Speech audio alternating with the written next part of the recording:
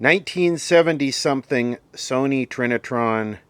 It's about 12-inch portable color TV. The owner of this just wanted it evaluated, but I'm thinking, why don't we resurrect this?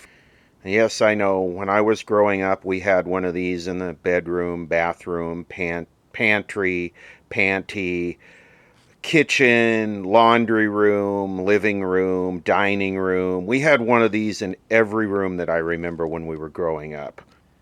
So this one is not in that great of condition.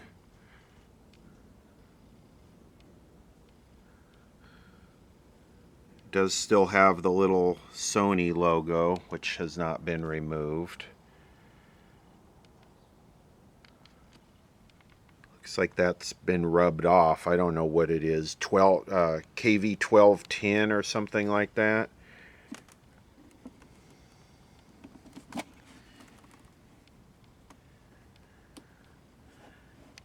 Let's see if it says here. KV1212. These things love to need electrolytics.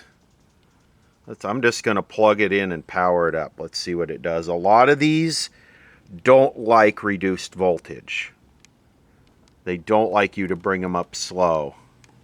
The horizontal oscillator doesn't start, the SCR starts conducting, and boom, it's all done. So here we go.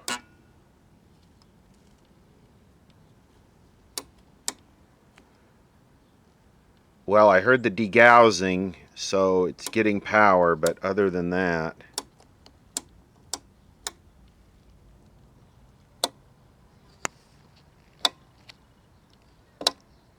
why is that lighting up when I turn it off? That's off. That's on. That's off.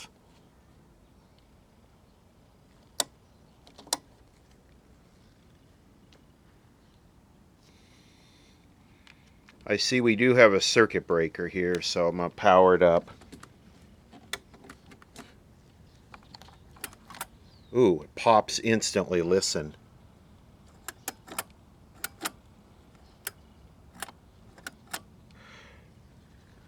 Let me grab the dim bulb. Let's limit the current and see what happens. 150 watt bulb. Let's see what happens here. Yeah. We have a dead short in this thing. And hopefully, see if I bypass this, it'll just blow the breaker instantly. Listen. Zzz. So it would be awesome if it was just a rectifier, a power rectifier. Now the owner said he did clean this out, and it was horribly, horribly dirty inside. He blew it out and used a paintbrush. So it looks like the chassis is a SCC17B-C maybe, which is important.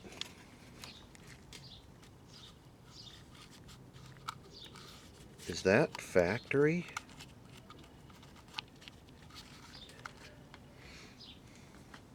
So this does use the regulator transistor, which could be shorted, and it's a little dark here. These are the vertical outputs there and there. And there's an SCR that drives a flyback. Or maybe it's not an SCR, I'm forgetting what it's called right now. It's some special Sony thing. Basically, it's in this package. SG something.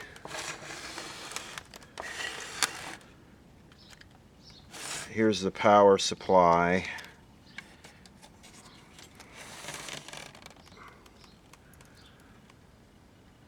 You know, it would be neat if it was just one of these rectifiers on the power supply board. Where is the rectifier here? There's the circuit breaker that pops. Audio output transformer.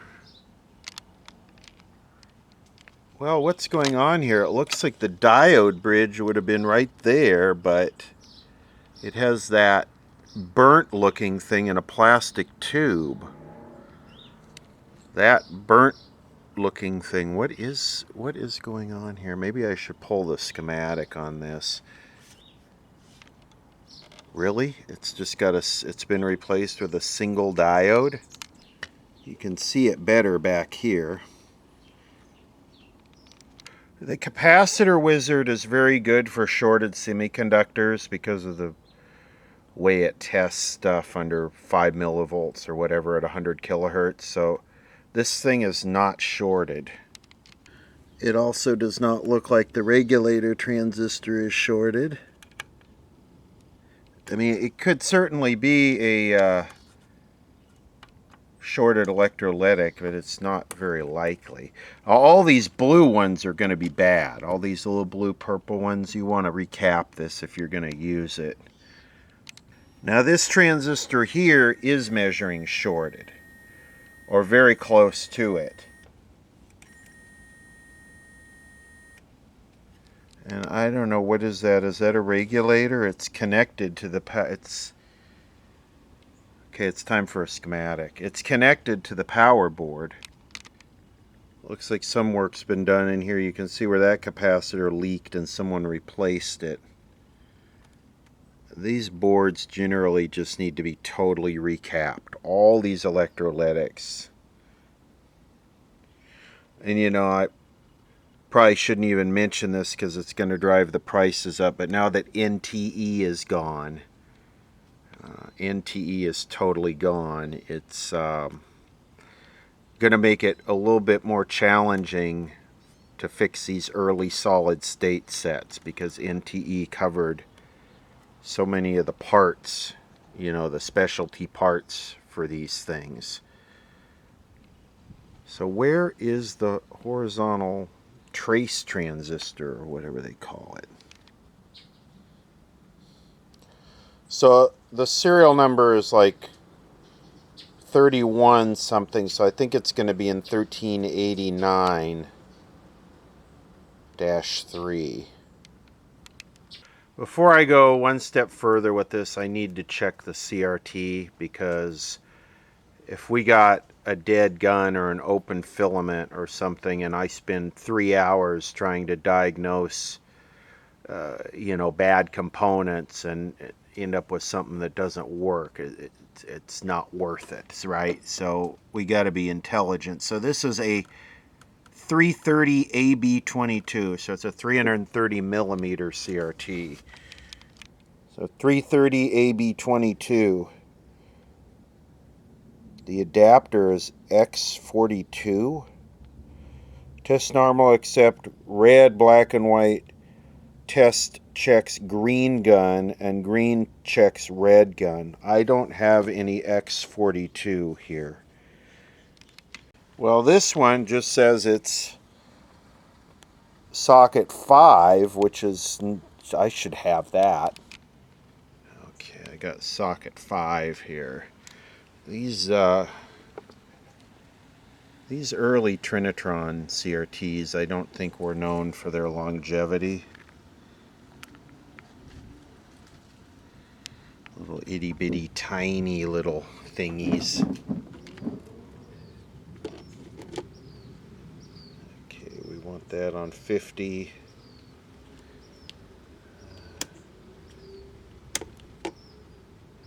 Test.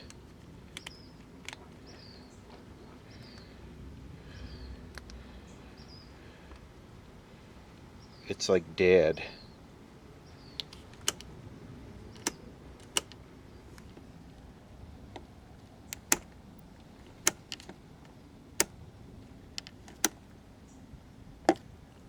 I'm going to turn this up and down. Wow. You do not rejuvenate Trinitron CRTs. Period. I've been told that by all the old timers. You rejuvenate it, that's it, it's history.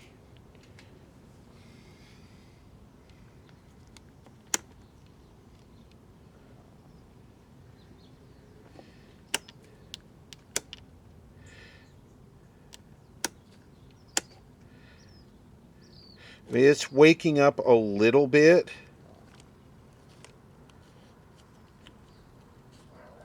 What I'm going to do is I'm going to let it sit, and while I go dig out the schematic, and I'm going to let it sit right here. I say this every time, but you don't ever let it sit on test and walk away, because if you do that, you're just driving current through it and you're burning it off.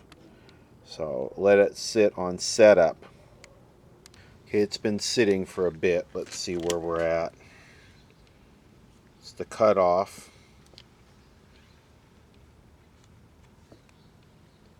It's come up a little bit. It's not going to produce a good picture though. It'll be all smeary, and in order for these to produce a good picture, they have to be up way up here in the green. And this is way down in the red. Well, I'll take a look at it as far as a resurrection, but I don't think it's worth all full recap and all that. We'll just see if I can get it to work. I don't know how many of these semiconductors I want to replace, and I definitely don't want to replace the horizontal output one and then have it blow up. So I get the schematic. We'll go from there. This set is from 1974. It's 50 years old. I did go dig out the schematic. It does, in fact, I just photographed it. It does, in fact, use just a single rectifier diode right there. It does not use a bridge. And these are the regulator transistors right here, the one that I think is shorted. And it appears that this does not use an SCR for the horizontal output. It uses a regular transistor. I need to look into that a little bit more.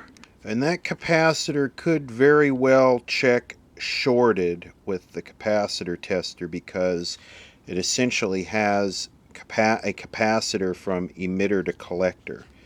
It's got a 470 to ground on the collector, and then it's got a 33 plus everything else on the emitter to ground. So it's essentially the same as a capacitor from collector to emitter. There's two in series plus all the other loads. So I don't know if we can dim that. We need to go into a little bit more of a thorough diagnosis statistics right now. So they call it a horizontal converter here that drives the flyback. So where is this thing? 802? Yeah, this must be it right here. Because here's the wire from the flyback, there's the coil.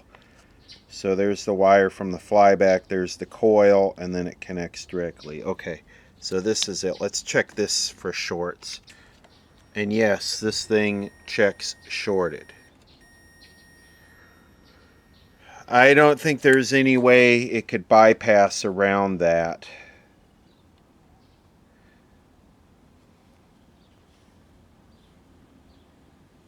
Well, I guess the damper diode could be shorted. I have seen those short on these things before. That would be a dream come true. Or one of these capacitors, so I'm going to have to get that out of circuit. Actually, hold on a second. What the hell is all this? We got a horizontal converter there. And then if we keep going, we got what looks like a flyback. And then over here, we got another one, which is the horizontal output, which drives this. So we must have... I'm not that familiar with these. No one ever said I was an expert on all TVs. I just sort of figure it out as I go along. So this drives that. And then this must drive this, which drives the yoke. Interesting design, Sony. The horizontal output does not check shorted. The horizontal converter does check shorted, which this one drives the high voltage. See, this is why the capacitor tester is nice. So we got an inductor here. This is essentially the emitter. So we got an inductor here to ground. If we measure the inductor, if I can do it with one hand, we get about 3/4 of an ohm. Now, remember, this is checking it at 100 kilohertz. If we measure the damper diode here, which is on the other side of the inductor, we get the same 3/4 of an ohm. If we check the transistor directly,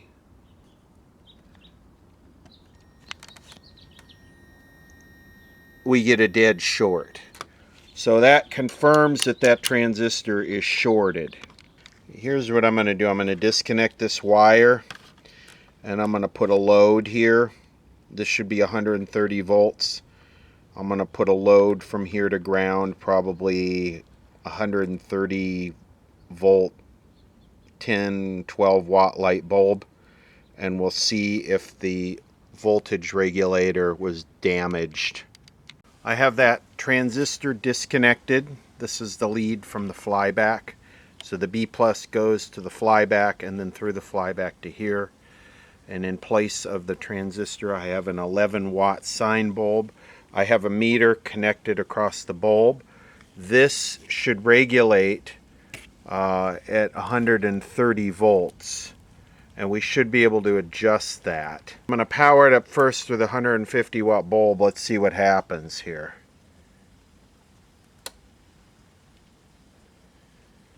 Oh, maybe I should plug it in, huh? That might be a good idea. Okay. And we probably need to reset the circuit breaker.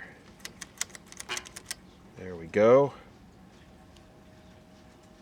Interesting, we have a bunch of current draw there. We have 50 volts here. That seems kind of low. Maybe this is capacity, maybe this is the electrolytics reforming and this is starting to light up.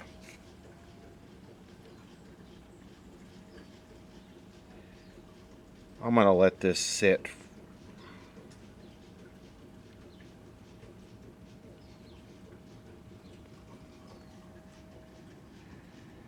Boy, that's a lot of draw through a 150 watt bulb. But it's coming up. See the graph there? That's got to be the main electrolytic reforming. It's solid state. It doesn't have any tubes to warm up. So I'm just going to let that, man, 150 watt bulb, that electrolytic is like roasted. I mean, it is really shorted. You should be reforming with like a 40 watt bulb. Well, we're still reforming here. We got a nice slope up.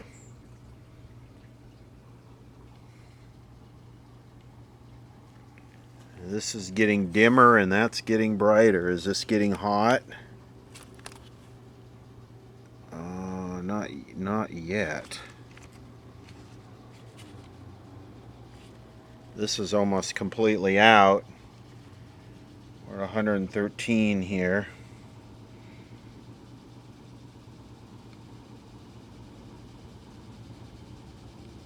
So that why the question is, why is the transistor shorted? Is the transistor shorted because the flyback is screwed up or the tripler's arcing, or is the transistor shorted just because it was old and it failed?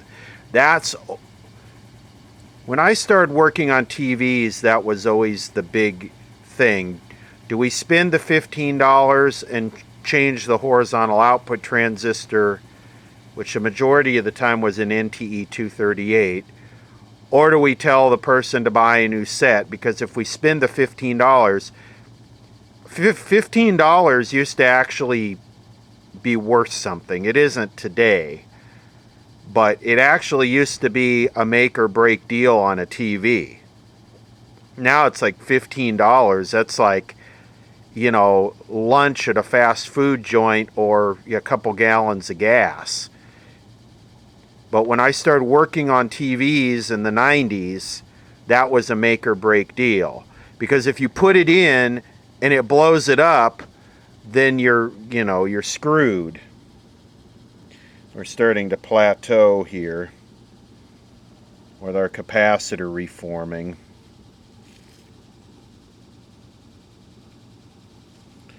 Nice, and then it plateaus off.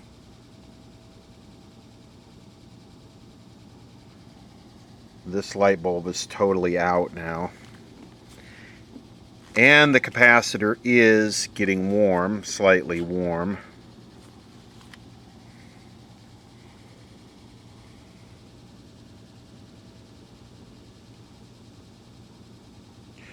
He said that this had a lot of hours on it. That this was really dirty and this had a lot of hours on it. You can see how cooked this is. It all broke apart. I didn't break it. It was like this, but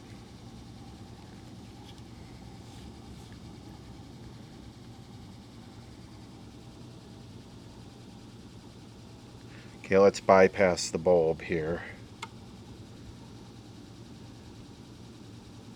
Well, it does not look like it's regulating at 130 volts, does it? So what it says here, 129 volt source, and it is adjustable. You know, maybe something went wrong on the regulation board and it overvolted the horizontal and caused it to fry. Here's the adjustment right here, VR601. I should try and adjust that and see if it changes. Also, they call for quite a load on this that I don't have. They call for 700 milliamps on the horizontal output. And they don't give a spec here, but I would imagine it's probably... So I need to get a bigger bulb. I need to go up to like a 50 watt, 40 or 50 watt. This is a 67 watt bulb. I'm going to bypass this. Wow, right on 129 where it should be. I had it underloaded. The other bulb was too small. But I still want to try and adjust this and see if the power supply is working. Well, interesting. Adjusting the pot makes absolutely no difference.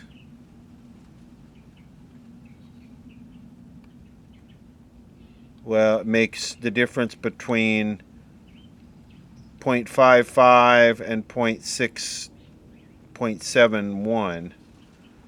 But other than that, it makes like no difference at all. This is not getting hot. Maybe I better measure the drop across that. Okay, here's a 25 watt bulb. I got 145 volts and I still, turning the pot has no effect. So,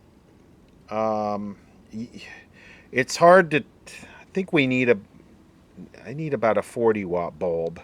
Well, I disconnected the regulator transistor and it is in fact shorted. So I was hoping it was just the capacitors, bypassing, making it look like it's shorted, but it is shorted. So when this one over here shorted, it killed this one. So that's why turning the voltage regulation pot is having no effect. The next step is to get that shorted horizontal transistor out of there and check it with a piece of test equipment, like one of the Syncor testers that'll actually drive the flyback, and see what it looks like. And then if it didn't look like it was shorted, I would substitute that transistor with just one out of a modern TV and sort of bring this thing up on a variac. I think I would try and start at about 100 volts on the variac. Like I said at the beginning, you don't want to run these things real low. And just leave the shorted regulator transistor in there and monitor and control the B plus voltage with a variac. And if it worked, then let it run for a while and then consider replacing the two transistors or that transistor, the horizontal transistor, and then checking all of the driver transistors on the regulator, because it's a bunch of DC coupled stuff. So all the transistors that drive this back behind it could be damaged also. So this early solid state stuff is not simple. You kind of got to know what's up in order to fix these. Here's the chassis from a set I EOL'd. You can see the burnage there. And this is a horizontal output. It even says horizontal right there. See that? That probably has an internal damper diode, but who cares if you got more damper diodes? The more the better. I'm going to take that out and we'll try it. Actually, that one, I couldn't get that one off. So how about this one? This is a 2SD2634. I already looked it up. Can we get this off of here? I want to keep the heat sink with it.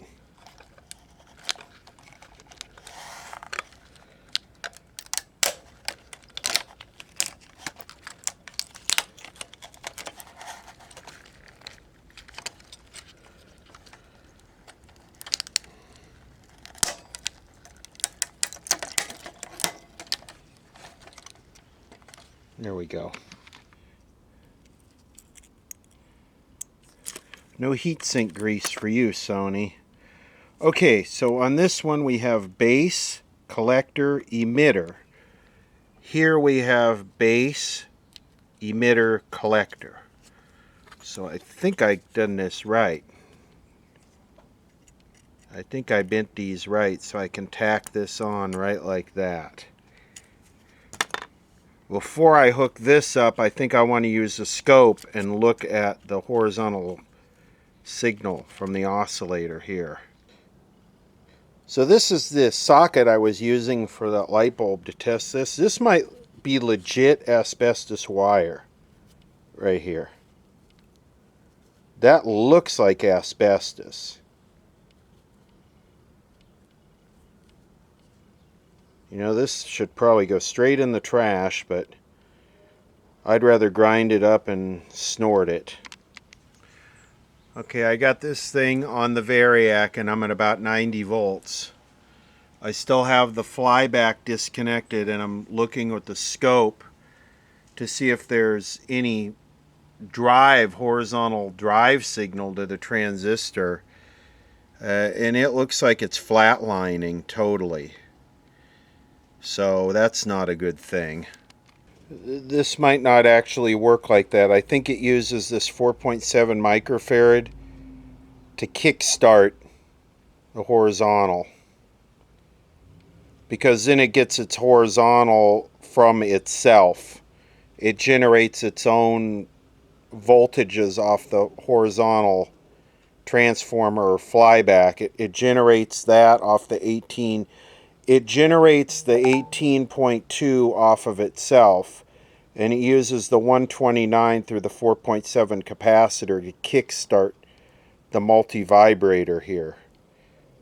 So, oh God, these things are difficult. And that's exactly what it looks like it's doing here. If I turn the switch on the variac on, watch. I don't even know if the camera is catching that.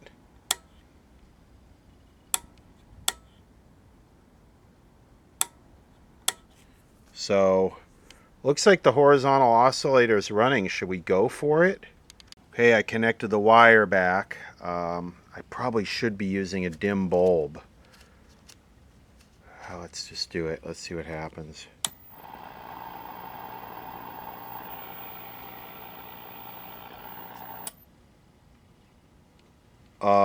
It ran for a minute and then it popped the breaker. So like anybody, I'm going to reset the breaker.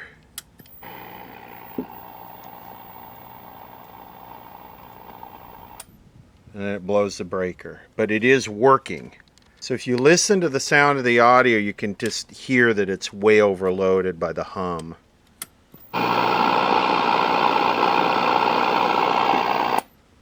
Then it blows the breaker. The next step would be disconnect the flyback from this.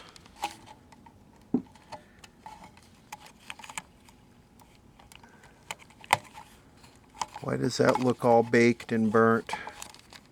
Okay, the flyback output high voltage lead is disconnected. This flyback, I think this flyback is bad. Look at that. I just saw that. I think we got a bad flyback here.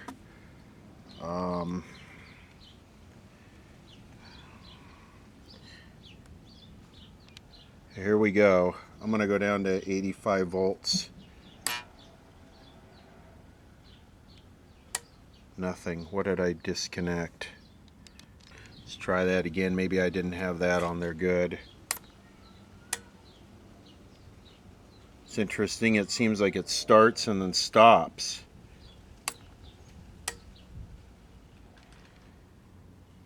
Really? What did I do? Hook that back up. Why would it not start now? It's not doing anything. Did I break a wire somewhere? Oh, I see. This needs to be grounded. See that? That's what's going on. I need to ground this plate. Okay, I got the plate grounded, back down to 85 volts on the variac.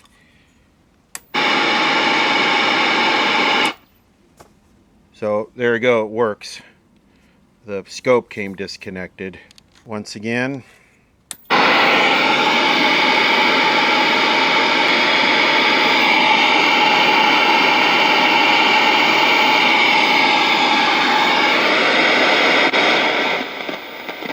So something in this box is shorted. Because when I don't load the high voltage down, and I don't really want to do this because this will, you can't do this with solid state, but we're going to try it anyway. See that?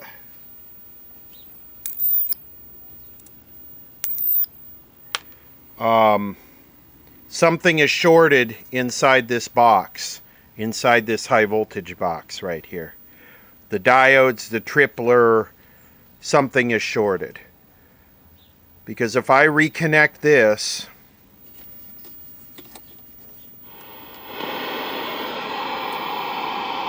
I'm going to turn the variac off, and then what I'm going to do is I'm going to reconnect the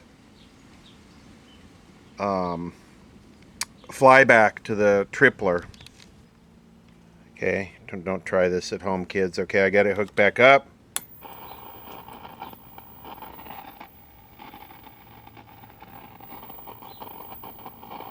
And it blows the circuit breaker. So something is shorted inside that box, the tripler, whatever it is. So here's a series of events. Something inside this right here shorted. One of the diodes for the tripler or whatever is in that box. It caused the horizontal output transistor to short. And then when the horizontal output transistor shorted, it caused the regulator transistor to short. And maybe other components. So this video is going to come to an abrupt end because with the weakness of this CRT, this is not worth fixing. This will probably become a prop or a shelf queen. If it had a good CRT, it might be worth trying to obtain that plastic box and then replace the horizontal output transistor and then fully go through and replace the regulator circuit, whatever's bad in it. So that's it. This is going to come to an abrupt end. Not worth the repair. But at least you saw how to diagnose it and get to the bottom of what's wrong. I wanted to use this because this would actually power the flyback and show us that there's an excessive draw or a short on the secondary, but this has nickel metal hydride batteries in it that have expired and are shorted. So I'm going to have to get some new batteries for this. Anyway, 1974 Sony Trinitron carcass. So here's the secondary of the flyback that I disconnected. And that thing right there that's shorted, they're just calling that a high voltage multiplier. So they're not giving you any idea what's inside there. I wonder where you would get that. You know, I wonder if NTE carried those. The NTE website's gone. I still have the NTE lookup software somewhere in the NTE books. So it's not a dead lost cause yet, because there's still, you know, a lot of new old stock floating around. But anyway, there it is. I tacked the transistor back there, and I'm going to leave a note inside, you know, with what's wrong, in case anybody ever wants to fix it. But it's just not worth it with the bad CRT. It's not worth the investment and time.